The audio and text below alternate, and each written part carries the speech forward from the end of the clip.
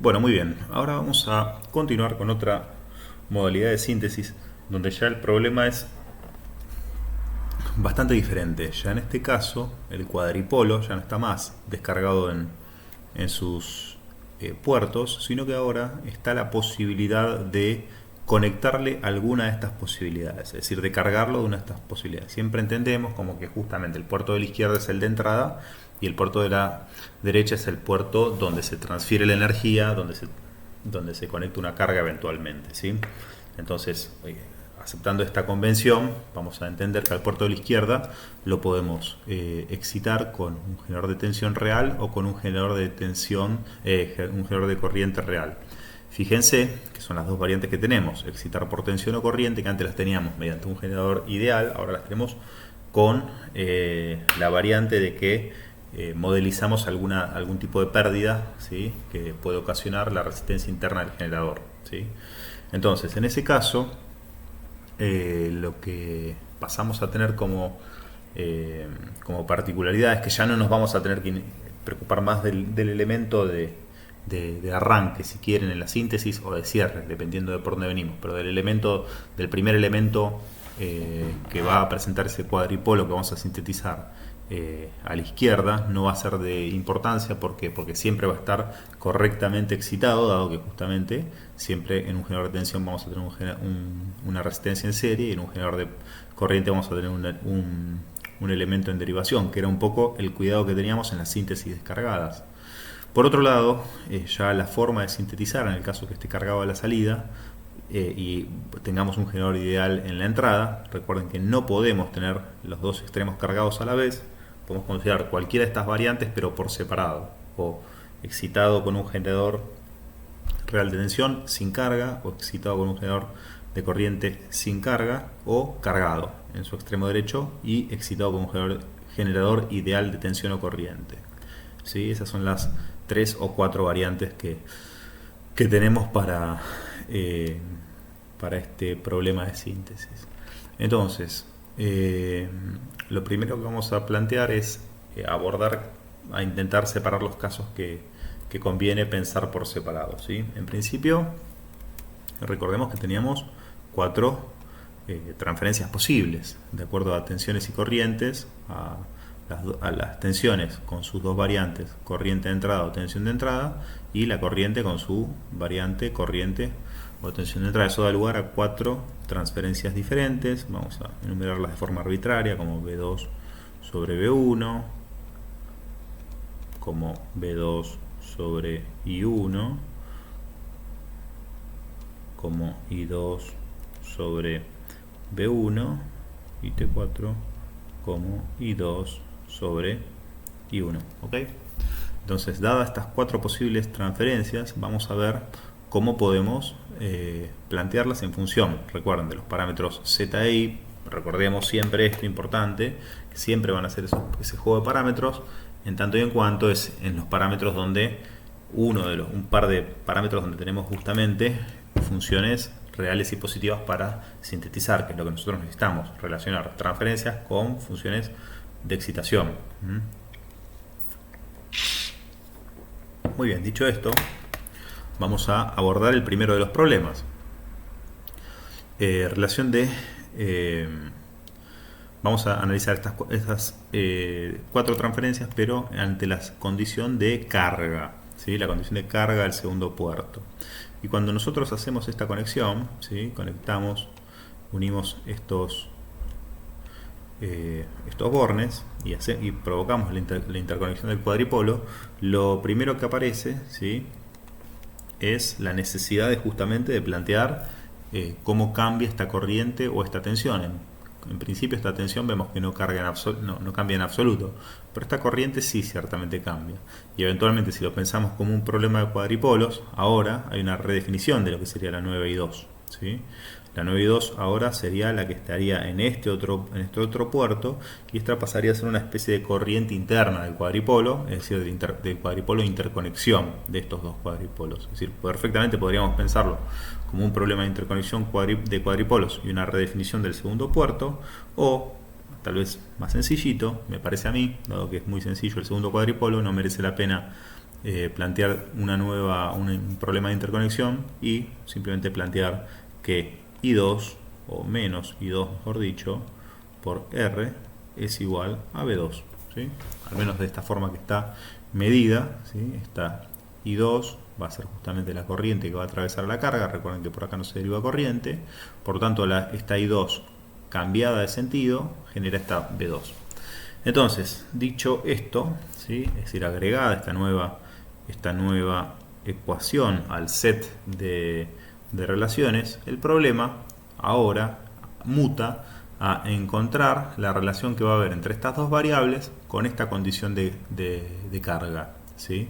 ¿Cómo podemos pensar eso? Bueno, en el caso de la primera, fíjense, nuevamente, lo que conviene tener siempre presente, como en el otro tipo de síntesis, convenía siempre tener los parámetros a mano, B1 y B2. Y1, y2. ¿Sí? Los parámetros Z e I. Z i de cuadripolo resultante. Entonces vamos a tener I1 por Z11 más I2 por Z12, I1 por Z21 más I2 por Z22.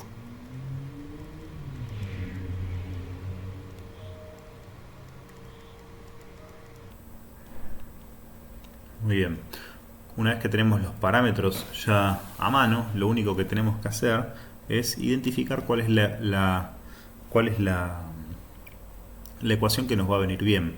Fíjense, lo que buscamos es que tenga las dos variables a relacionar y que tenga posibilidad de adosar de alguna forma la tercera ecuación que tenemos. Es decir, que buscamos que esté B1 y B2 y que aparte esté I2. Fíjense que en esta primera es clara, que va a ser esta. Tenemos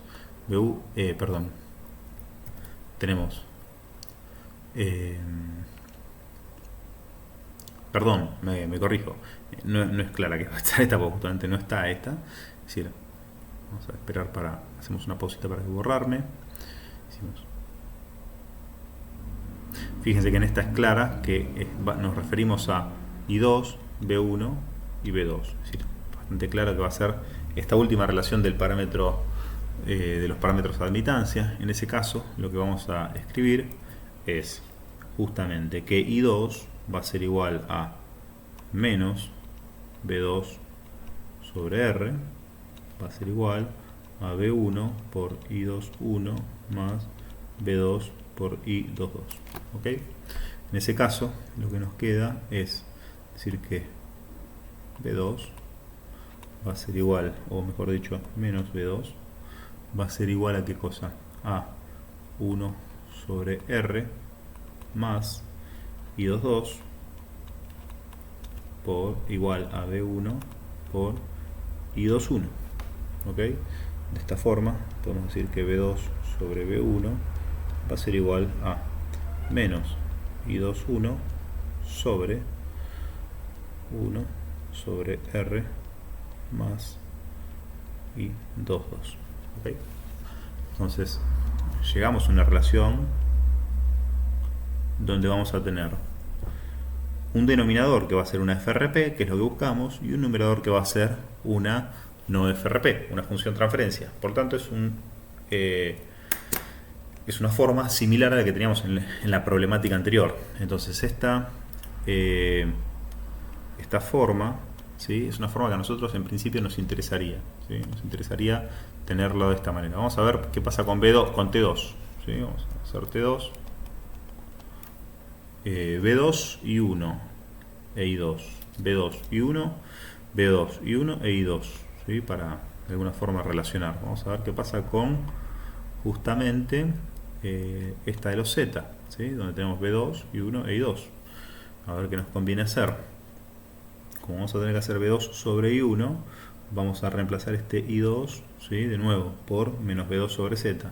Entonces vamos a decir que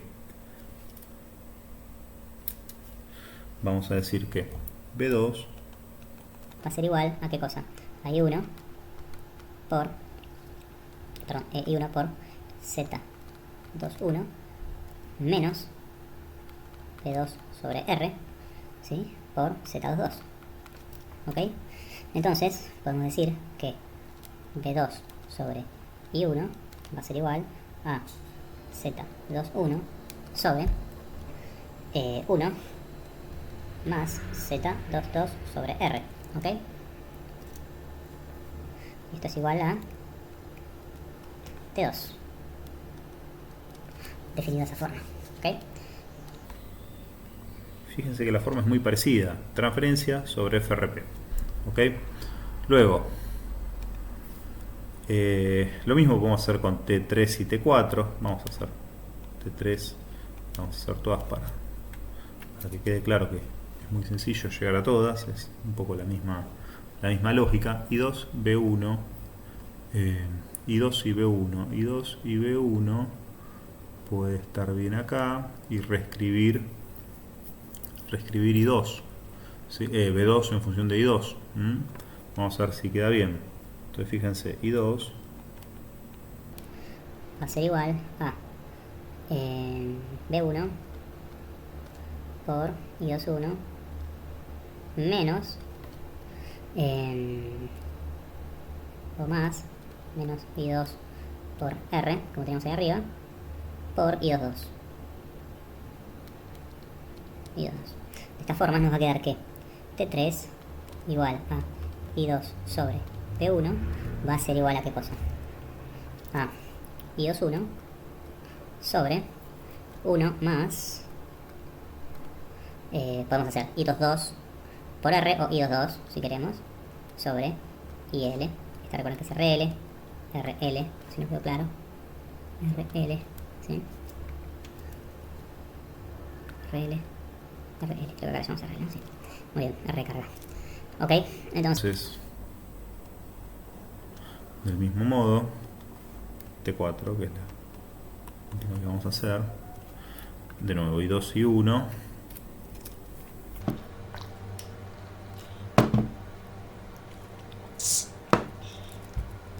I2 e I1, esa tiene buena pinta para ir a la Z. Entonces fíjense, I2 e I1, nos va a decir que menos I2 sobre RL va a ser igual a I1 por Z21 más I2 Z22.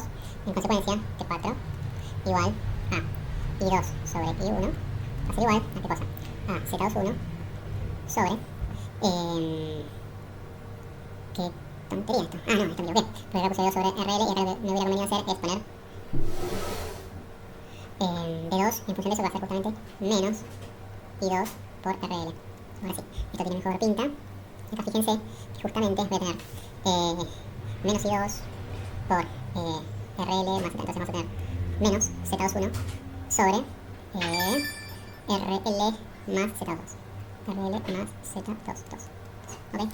Fíjense que de forma bastante sencilla pueden llegar a un juego de relaciones, ¿sí? Cargados en el segundo puerto en función tanto de los parámetros I y de los Z. Se puede obviamente lograr en función de los parámetros duales, es decir, los Z cambiarlo por los I, pero seguramente no van a llegar a una expresión tan sencilla. Y llegar a esta expresión tan sencilla, o al menos que sea parámetro de transferencia sobre parámetro de excitación, tiene la siguiente ventaja. Cuando nosotros vayamos a sintetizar esto, ¿sí? Sea cualquiera de las T que hayamos hallado, ¿sí? T sub X, ¿sí?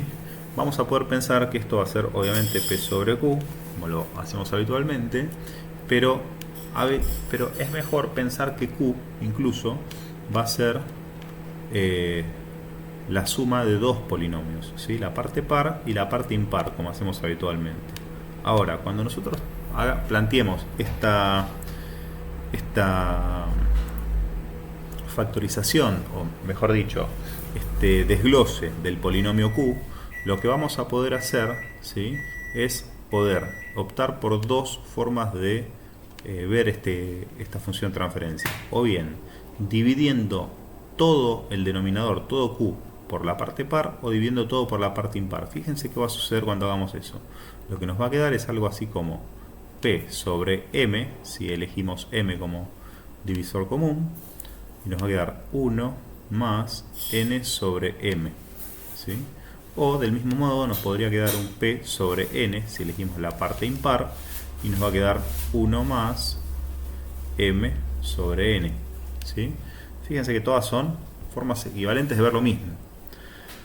¿Por qué podría llegar a ser útil tener justamente parte impar sobre parte par, o parte par sobre parte impar? Bueno, porque ciertamente ambas van a ser FRP, pero aparte van a ser no disipativas.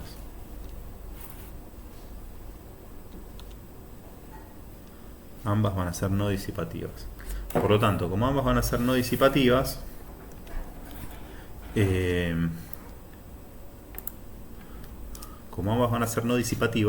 esto puede ser ciertamente útil para este caso, para el caso en que querramos hacer una síntesis no disipativa, con el agregado de que en ese caso va a ser bastante sencillo poder decidir justamente si nos conviene que el divisor común sea n o m, es decir, la parte par o la parte impar. ¿Cómo vamos a decidir eso en el caso de las no disipativas? Bueno, nosotros sabemos que en el caso de las no disipativas, fíjense, todos los parámetros que tenemos son transimpedancias o transadmitancias. Por lo tanto, cualquier transimpedancia o transadmitancia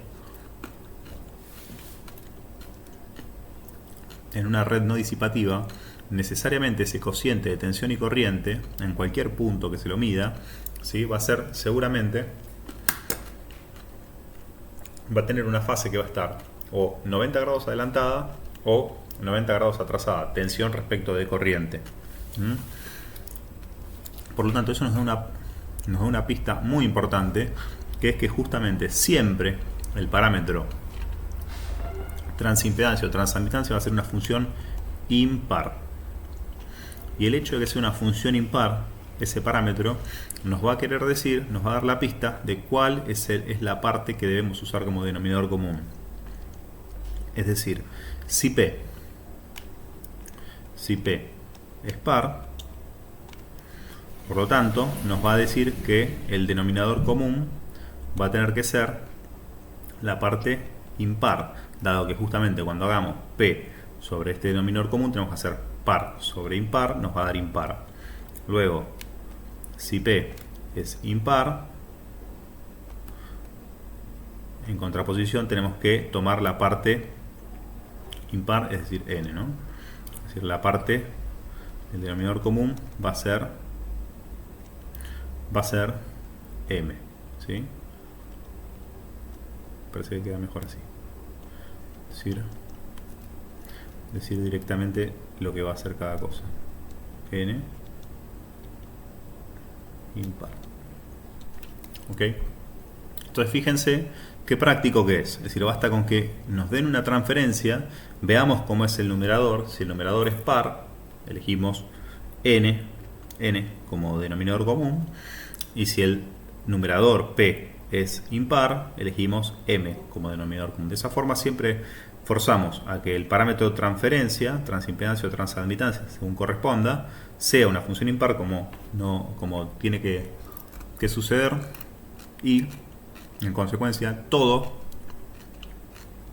el resto quede bien acomodado, porque siempre n sobre m o m sobre n, fíjense que una es el dual de la otra, porque justamente la misma FRP invertida en su naturaleza. Entonces ya tenemos claro que lo que vayamos a sintetizar en esa función, ya sea I22, Z22, fíjense que puede ser I22, Z22 y no hay muchas más opciones.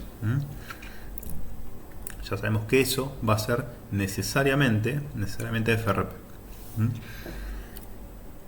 Y en consecuencia va a ser, dependiendo de la elección, uno el dual del otro. Eso no quiere decir que las dos alternativas funcionen todo el tiempo, ¿sí? Para una transferencia dada.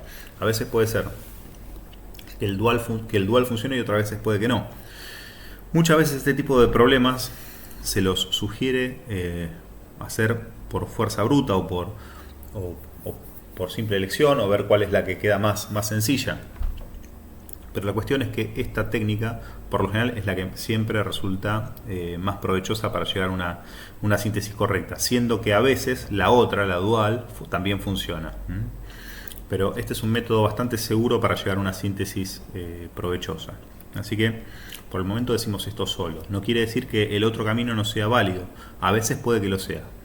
Es lo único que vamos a decir al respecto. Bien, creo que hasta ahora vimos todas las posibilidades que había para cuando nosotros hacíamos la conexión de la carga. Bueno, vamos a explorar ahora un poquito qué sucede cuando no conectamos más la carga, sino que lo que conectamos ahora es el generador real. Muy bien, vamos a ver esto. Entonces ahora Cargamos a la entrada. Si cargamos a la entrada, ciertamente la ecuación de salida de I2 es igual a menos B2 sobre R, ya no va a funcionar más. Por lo tanto, ahora tenemos que encontrar una nueva relación. ¿Sí? Si cargamos con un generador de tensión real, ¿sí? Donde tenemos RG y BG, ciertamente que aparte de redefinir las transferencias, porque ahora ya no nos va a interesar más hacer el cociente, por ejemplo, en una relación de tensiones entre B2 y B1, sino que ahora nos va a interesar hacerlo entre B2 y BG. Por lo tanto, más allá de eso, vamos a pensar la entrada del cuadripolo en la situación de carga con la que lo vamos a mirar.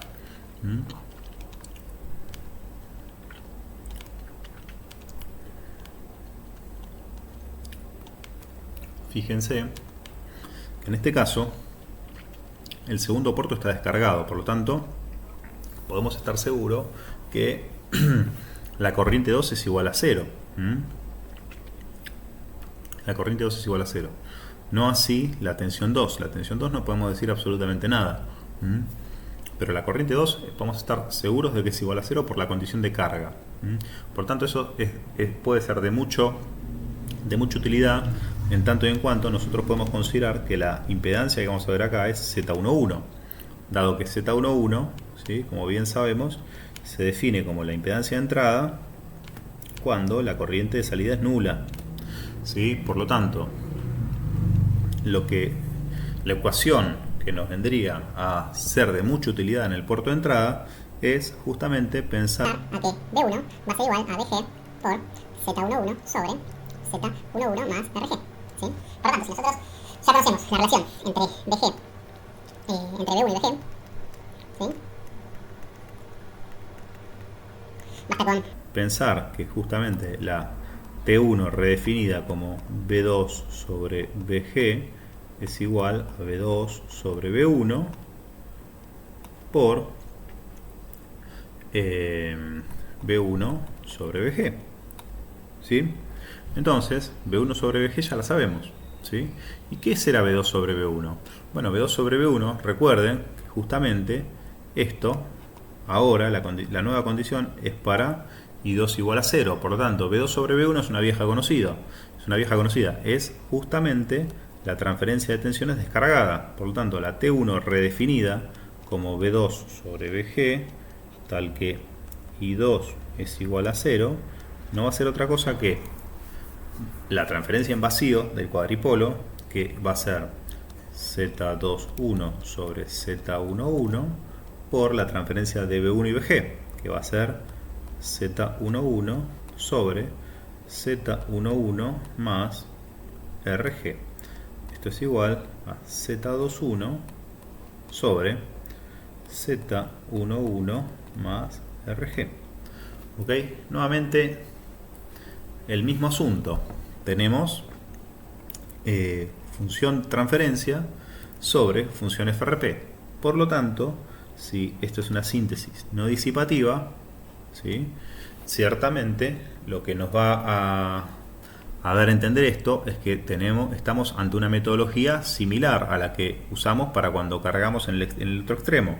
Vamos a poder factorizar de la misma manera, vamos a poder tomar las mismas decisiones, dado que la red sigue siendo no disipativa, y en consecuencia el método de síntesis es exactamente el mismo. Es decir, factorizamos dividiendo por parte par o impar el denominador y vamos a poder aislar los efectos, llegar a una forma bastante clara de Z11 en este caso y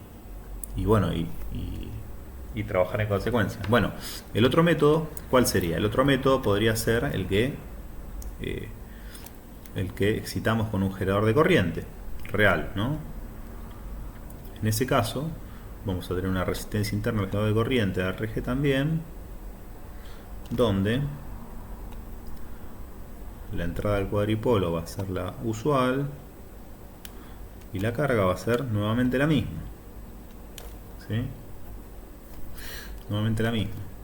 Tensiones y corrientes definidas de la misma manera. Por lo tanto, como el cuadripolo está descargado, estas son las condiciones. Y entonces, por ejemplo, una transimpedancia redefinida, por usar alguna otra que no sea la habitual, una transimpedancia o una transadmitancia.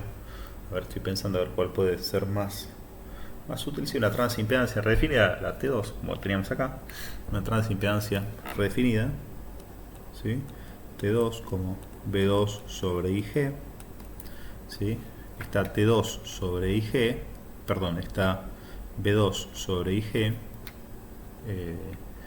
transimpedancia, ¿sí? Necesariamente se tiene que medir de la misma manera, ¿sí?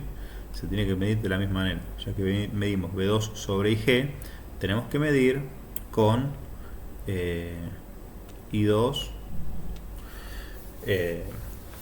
igual a 0, lo cual es